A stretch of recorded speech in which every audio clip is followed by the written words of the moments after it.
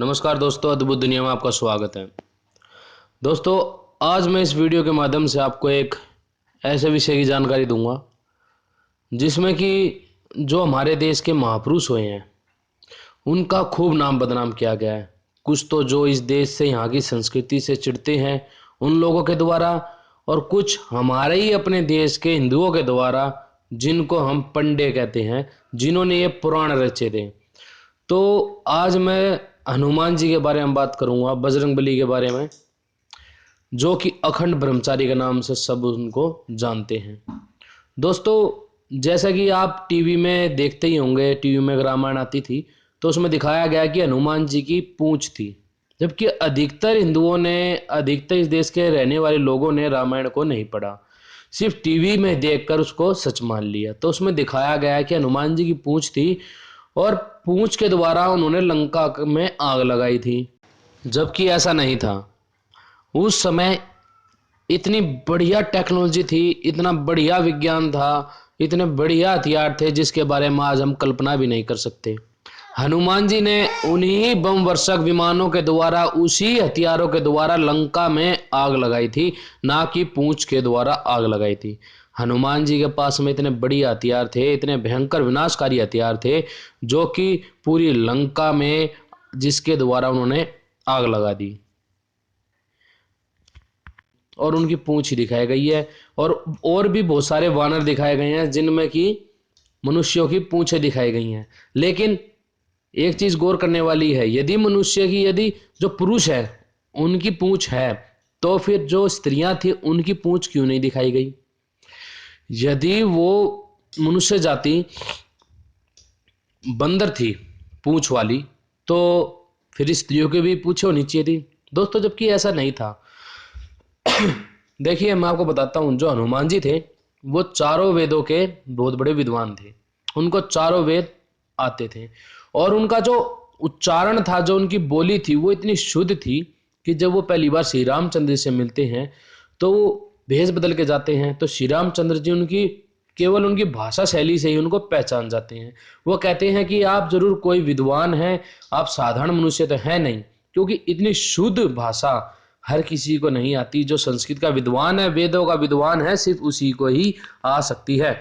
और दोस्तों, जो वेदों का विद्वान है वो सिर्फ मनुष्य ही हो सकता है, ना कि कोई बंदर हो सकता है। दूसरी चीज,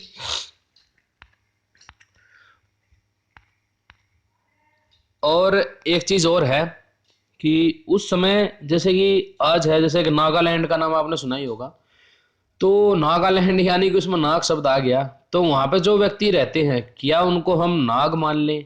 क्या वो मनुष्य ना होकर नाग हो गए? ऐसा नहीं है। देखिए, उस समय भी अलग अलग कबीले थे। हनुमान जी जिस कबीले से संबंध रखते थे, उस कबीले का नाम वानर कबीला था। तो खाली वानर कबीला होने से ही ये नहीं कहा जा सकता कि वो बंदर थे, पूंछ वाले बंदर थे और मुंह भी उनका बंदर जैसा। ऐसा बिल्कुल भी नहीं है। ये सब कुछ हमारे इतिहास में झूठ डाला गया है। और भी अनेकों महापुरुषों के बारे में गलत बातें दी गई हैं, जिनको मैं धीरे धीरे इस अपने इस चैनल पर बताऊंगा।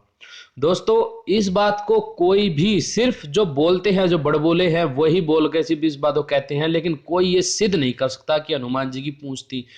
दोस्तों, हनुमान जी बहुत बड़े विद्वान थे, अखंड ब्रह्मचारी थे, बहुत बलशाली और बहुत विद्वान व्यक्ति थे। वो कोई बंदर नहीं थे। ये हम अपने महापुरुषों का अपमान करते हैं, हम उन लोगों को एक मौका देते हैं जो कि इस देश की संस्कृति का मजाक उड़ाने के लिए हमेशा आगे रहते हैं। हम खुद ही उन्हीं को मौका देते हैं। दोस्तों, अपने इस देश, ये सिर्फ बात ये ना सोचे कि ये हिंदू मुस्लिम सिख ईसाई, नहीं। ये सिर्फ इस देश के अंदर जो भी जन, जिसने भी जन्म लिया, चाहे वो हिंदू है, मुस्लिम है, सिख है, ईसाई है, बौद्ध है, जैन, कोई भी है, इस देश में जो हमारे महापुरुष हुए हैं वो हम सभी के हैं। तो हम सभी को मिलकर उन लोगों को जवाब देना चाहिए जो कि हमारे महापुरुषों का अपमान करते हैं। दोस्तों, एक बात हमेशा ध्यान रखना कि प्रमाणों के साथ में कोई बात सिद्ध की जा सकती है, यदि प्रमाण नहीं है तो उस बातों को आप सिद्ध नहीं कर सकते। इसी प्रकार कोई ऐसा प्रमाण नहीं है, कोई ऐसा इतिहास, यदि पुराणों को हटा दिया जाए और काल्पनिक जो इतिहासकार है उनको हटा दिया जाए, तो असली रामायण में जो है, तो उसके अंदर आप और कोई भी ये सिद्ध नहीं कर सकता कि हनुमान जी एक पूंछ वाले बंदर थे। दोस्तों, ये हमारी हाथ में बात है कि हम अपने महापुरुषों को किस रूप में दुनिया में पेश करें। दोस्तों, मैं उम्मीद करता हूँ जो कुछ मैंने बताया आप समझ ही गए होंगे मैं क्या बताना चाहता था। मैं यही बताना चाहता था कि हनुमान जी बंदा नहीं है, ना ही कोई उनको प्रमाणित कर सकता है। इस संसार में कोई भी ऐसा मनुष्य नहीं है जो ये प्रमाण दे दे कि हनुमान जी की पूंछ थी। ऐसा कोई व्यक्ति प्रमाण नहीं दे सकता। हाँ, कुछ पंडित दे सकते हैं जो कि सिर्फ पुराणों का प्रमाण देंगे, ऐसा नहीं है। पुराणों को बाद में लिखा गया है, श्री रामचंद्र जी के समय में ये कोई पंडा या फिर जो लिखने वाले, जो पुराण लिखने वाले थे, ये नहीं थे। उन्होंने सिर्फ अपमान और बेइज्जती की है हमारे महापुरुषों की, और कुछ भी नहीं किया। तो दोस्तों, आप लोग समझदार हैं, पढ़े लिखे हैं, आप में अपनी बुद्धि है, आप विचार कीजिए कि जो चीज थी जब अब भी होनी चाहिए, अब क्यों नहीं है, वो उनका प्रमाण क्यों नहीं मिलता। तो दोस्तों, ये देश और यहाँ की संस्कृति आपकी और हमारी सबकी है। तो उम्मीद करता हूँ कि आप समझ गए होंगे। दोस्तों, इस वीडियो को ज़्यादा से ज़्यादा शेयर कीजिए ताकि लोगों को ये बात समझ में आए, सोचने विचारने पर मजबूर हों। कुछ तो सोचेंगे तभी तो कुछ बदलेगा। तो दोस्तों, उम्मीद करता हूँ कि आपको वीडियो पसंद आई होगी। इसे लाइक कीजिए, ज़्यादा से ज़्यादा शेयर कीजिए, और हाँ, अभी तक यदि आपने चैनल को सब्सक्राइब नहीं किया तो तुरंत सब्सक्राइब कर लीजिए ताकि समय समय पर जब भी कोई वीडियो मैं डालूँ तो वो आपको मिल जाए। तो दोस्तों, नमस्ते, फिर मिलते हैं किसी नई वीडियो के साथ में।